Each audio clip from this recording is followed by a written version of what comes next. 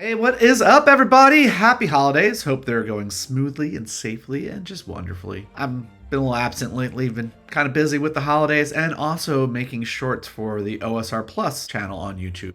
I've just been taking footage we've had over the years from a little show we did called Dungeons and Flagons, which maybe one day I'll put out the full episodes of that. They're pretty embarrassing because I get really hammered, especially in the earlier couple episodes, but they're fun for the shorts and it's been a blast putting them up. But otherwise, speaking of OSR Plus, got some new hoodies. I want to talk a little bit about combat today. It's kind of been on my mind. It's kind of, I want to get it out there. It's my favorite thing. I like bashing faces in. So yeah, welcome to Roll for Narrative.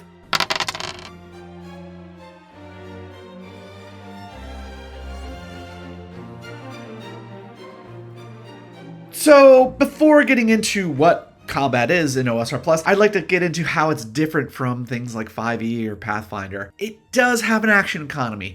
It does have interaction between the player and the GM rolling dice. So it does have all that. So where it differs from these trad games, though, is that it definitely leans more into cinematic. It definitely eases into theater of the mind so much better. I mean, you can play with maps if you want. We do all the time. But you can also just play through discussion, through narrative, just by talking it out. The way that it's structured, just in that distances are made easy. It's keeping the math to a minimum and focusing on just memorable experiences. So one of the main differences you'll notice in OSR Plus, you don't see things like 30 feet movement speeds.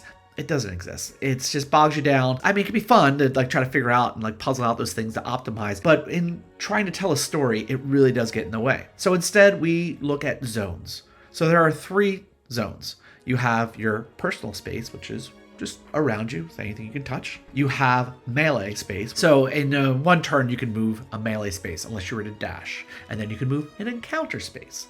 Encounter space is kind of an ambiguous number. It could be up to like a football field. It could be basically just a large room, but that is just something slightly larger than a melee space. And why this is important is because the way that the spells are built in OSR Plus is that the more magic points you pump into it, the bigger the space gets. Before I get into the specifics of what you can and can't do in combat, maybe we should talk about just the overall action economy. Unlike 5e, which you have the strict action, bonus action, reaction, and then your movement, OSR Plus just has the action and your movement. The difference here, though, is that your action can also be your reaction. Your movement can actually be some spells because they involve movement. It's all clearly laid out in all the rules of each spell item or ability or whatever. Also, how it differs from 5e in particular is that if you were to hold your turn, you don't have to give up anything else. Like in 5e, if you were to hold your turn, you have to ready the spell, have to have a trigger for when you're going to react, and then you have to use your reaction as well. So there's a lot that goes into holding your turn. In OSR Plus, you come first on the initiative. You're just like,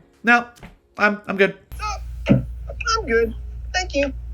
What? I'm just going to wait. Gonna wait to see what happens. I'll wait to see what that guy does. It's really important because things like reactions, unless you have a specific kit that says you can take a reaction on top of your reaction is your action. So if you want to do something like counterspell someone, you actually have to wait. You have to wait it out, and you can jump in whenever, as long as your initiative has already been called, you can jump in whenever you want. Speaking of initiative, every round is a new initiative. Every turn it changes. It's every turn there's a new order, and that's kind of part of the excitement. Secondly, you're just rolling a d6. So you can get 1 to 6. If you have the skill perception, you can add a +2 to that. So you can actually get up to 8. That's it. There's no exploding on initiative. Heroes always go first before enemies if there's a tied initiative. But otherwise, it just follows that order. And if you want to hold it, you can hold it. That's fine. You're allowed to do that. And it's actually a very smart thing to do in a lot of cases. Now, there are bonus actions, believe it or not. There's another mechanic in OSR Plus, which is relatively new. We've been testing it for the past 4 months, and that's called stances. Now, stances aren't available to anyone but the Daredevil at level 1. Otherwise, you get 1 stance per level. They're broken up into active and passive stances. For passive stances, you can only have 1 slotted at a time. You can only have 1 active. And for active stances, you can only use them once per day. Not session, but per day. So per long rest. They're not feats. They're not special moves, but they are just another way to define your character. So for instance, there is a stance called Daring Do. It's a passive stance. You slot it. As long as it's slotted, you can use it. Basically, it allows you to make a bonus action during any turn in the round. so you can go out of order, to add extra movement. In addition, you can also convert any other bonus actions or reactions that you have available to you into this as well. It's just another way to make your character more mobile. There's an action that allows you to have a passive parry. There's all sorts of things you can do with stances to kind of flesh out your character. There are also some limitations on stances. For instance, some of the active ones will say that you can't use them if you had cast a spell that turn. Just little stipulations to try to balance out, the caster and martial disparity. Speaking of that, we actually have just added in our latest and probably final feature for the game. It hasn't been finalized and tested. There might be changes, but it's coming out. What those are is a little mechanic called Deeds of Valor. Deeds of Valor are only available to the 5 non-caster classes. So that's the Daredevil, the Fighter, the Paladin, the Ranger, and the Rogue. So starting at level 1, you get 1 die, and you have to pick the attribute that is associated with a die, and you're stuck with that forever. So it's either a deft, a might, or a smart die. You pick what it is, but once you've picked that, that's what it is. At level 2, you pick another die. And so every combat, your dice get refreshed, and you're allowed to use as many in a turn as you want to add on bonus things to your turn. Now, you can't add on direct attacks. You can't add extra movement. So what they do is they let you interact with the environment in a different way. Just like how casters can manipulate the world around them through magic, non-casters, the martials, are able to better interact in the world as is. So let me give you an example. So say my character, Malv here, who is a level 2 rogue, he would have 2 dice at his disposal. Now, Mal's a tough guy, but he also aspires to be a little bit more sneaky and crafty. And he also is pretty well read and informed in psychology. So believe it or not, I think my dice I would choose for him would be at level 1, it would probably be a smart die. At level 2, it would probably be a deft die because he's trying to lean more into it. He had some experiences that were not so sneaky. He's trying to get better at that. So on his turn, say if he was to see his friend Amsala here, right there, being cornered by 3 demon dogs. And he knows he only has 1 attack. So he would use one of his attacks at that demon dog. But in activating that attack, he could then add in his 2 heroic dice. He would use his smart die to assess the lay of the land and notice that the one dog was standing on a chain. So basically what he's going to do is he's going to attack the dog that he wants to attack, hopefully killing it or incapacitating it. And then on his retreat and his movement out, he's going to grab that chain and whip it back to try to snare up that second dog, thus giving Apsala a little bit of leeway in how many enemies she has to deal with. On top of that, he would then whip that chain back out and try to sweep the leg of the other dog. That's another possibility. Now, it's up to the GM to decide if this just happens or if I actually have to roll for it. And in that case, we actually use the die that's being represented. So I would roll the one for smart check. I would add my smart attribute to it, and anything I could finagle in there or convince them as far as skill wise, or through my story tags, or if desperate, throw in a fate point. But so I would be able to use that. Those 2 dice are done for that encounter. But we end that encounter, minutes pass, and all of a sudden zombies pop up or something like that, and it's a whole new encounter. Boom, I get those dice back. So it's just a way for the heroes that don't have magic at their disposal to do something a little bit more and to, narrow that infamous martial caster gap. So that's the basic gist of it. Like I said, in general, you have 1 action and 1 movement per turn, but that action can be used as a reaction. As far as like fighters are concerned, if they attack, they can attack again at disadvantage. There's kits that allow extra things. There is more to it, but the basic, most simplistic expression of the economy is that you have an action and a movement. And once again, you can use spells for the movement. There's a lot more to it, but we're going to save that for a deeper dive. So let's talk about causing damage. Now, everyone has access to weapons. There is no limitation to what weapons you can use. The only limitation is what attributes you have that support that weapon. There are specializations on the weapon. There are skills. And when you have the skills into a specific weapon, not only do you get a +2 to that weapon, but you also unlock the tactic involved with that weapon. So for instance, if you have a melee weapon, a long sword, a battle axe, whatever, it has a skill of defender. And what that means is when you parry, you get advantage while parrying with that weapon. We'll get into parrying in just a second. Likewise, there is the heavy weapons. And their skill that they have is knockdown. So anytime that you connect with that weapon, you can knock someone down. It's pretty awesome. Another great example are thrown weapons, which are smaller projectile weapons. And if you specialize in them, you get Swift. And with Swift, you can actually attack from stealth without compromising your stealth status. Normally, if I was in stealth and I was to attack someone, that would break me out of stealth. They would be able to see me. But if I have the Swift trait on my weapon, nope, no problem. On top of all this, as you level up, as you get out of level 1, you can actually specialize in a weapon and add any skill from the pool onto the weapon of your choice. So things get really cool. Like you can then have a crossbow that has the Swift skill as well. Anyone can specialize in it. It's open and it just takes a skill, which are kind of few and far between for the most part. I've been talking a lot about martial stuff because that's what I love and that's what I'm an advocate for. But let's talk a little bit about what casters get. 2 things to know about casters. A, the spells that they get, none of them really do direct damage. Sure, there's ways you can finagle it, or sometimes you can kind of tie it into the narrative that cause damage, or just add a fate point on there to do something, but they're meant as utility, they're meant as ways to manipulate the world around you, but they aren't meant for harm. To do that, spellcasters get something called Maleficence. Now, every spellcaster, so that is the Bard, the Cleric, the Psychic, and the Mage, all start off with a Maleficence. And that Maleficence, there's 13 to choose from. There's Chaos, which is a whole nother thing that we'll save that for a Maleficence video. The other 12 are Acid, Cold, Divine, Fire, Force, Lightning, Necrotic, Psychic, Shadow, Sound, Vampiric, and Venom. Each of these can cause damage outright. When you hit with one, you roll a d6. It's volatile, so whatever you get at, that's the damage. It ranges. Unlike most weapons outside of the pistol, they have set damages. With the pistol and Maleficence, it's volatile. It can go any which way. You do not explode on this damage, by the way. That is very important. But there are some factors that can make it a little bit stronger. But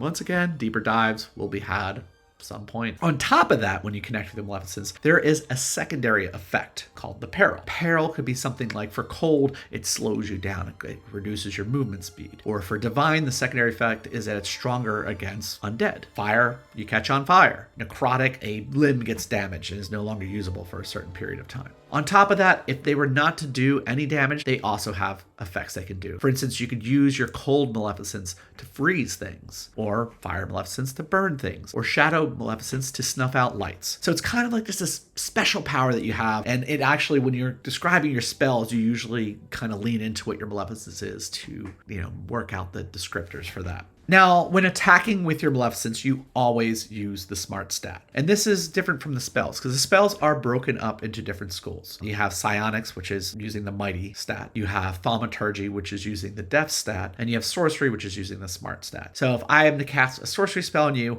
I roll my number using my Smart and whatever modifiers I would have for that. And then you making the check would also roll Smart. Now with the Maleficence, it is always Smart. So I'm going to be rolling, if I'm attacking with it, I'm going to be using my Smart. And for you, the Defender, you will always be using your Defense. Now, speaking of Defense, what is that? Your Defense is derived from your Deft plus either a shield that you're holding. So that could be a +1, +2, or +3, depending on the shield. Or if you have the Reflexes skill, that and the shield do not stack. But the thing about shields is, and armor in general, they cause a magic point penalty when casting spells or Maleficence. So for the most basic shield, a buckler, you would need to have at least one Mighty to wield it. And on top of that, if you are a caster, it confers a 1-point penalty to every spell or Maleficence you cast. There are workarounds and there are exceptions. Battle Mage being a notable kit that changes that. This MP penalty is only limited to spells and Maleficence and anything adjacent to that. If you're using MP for a kit or for something like class like a Daredevil, that does not count. It is only for spell casting, and it's just to keep spellcasters from being too geared up unless they have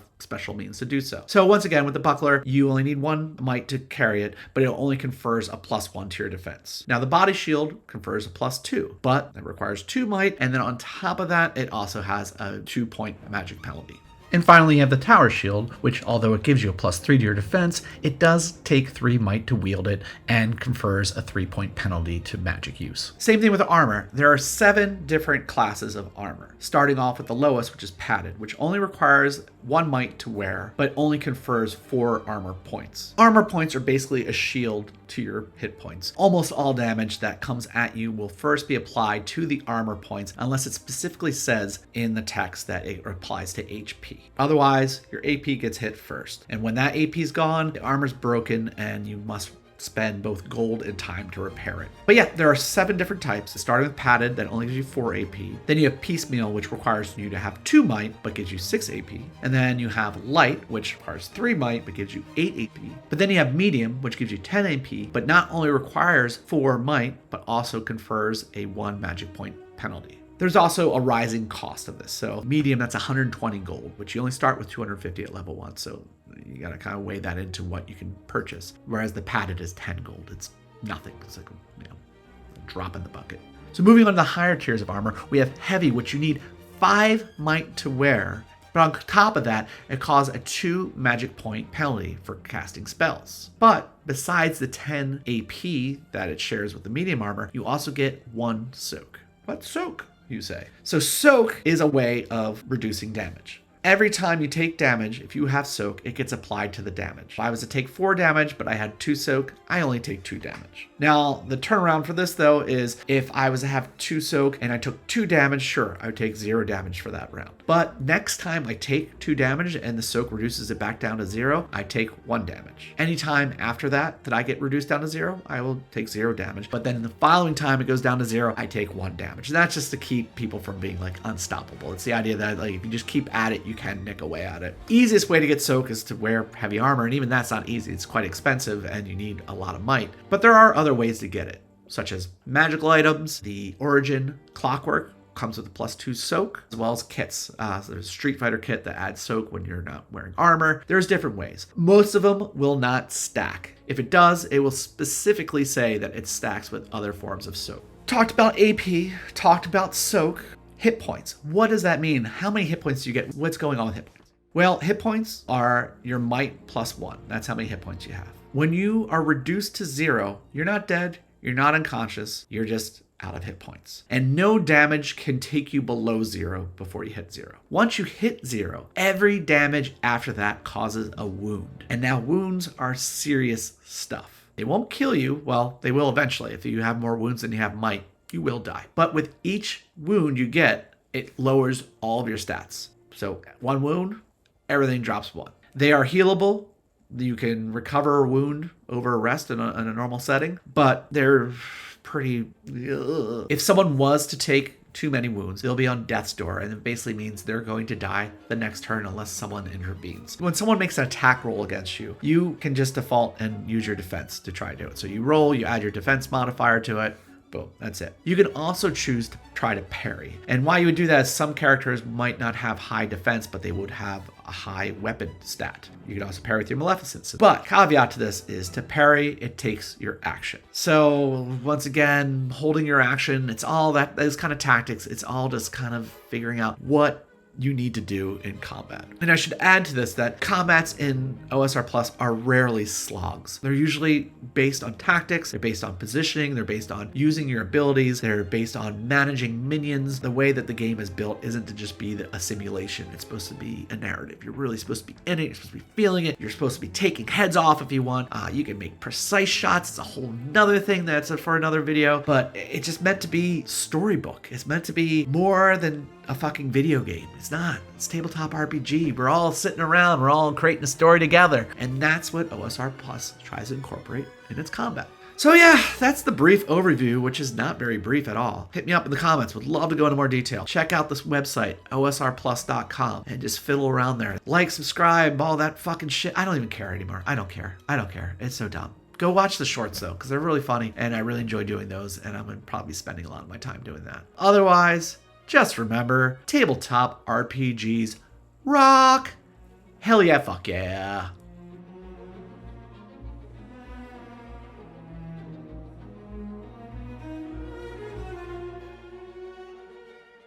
And on top of that, it causes a 2 magic point penalty for casting spells. Fuck you.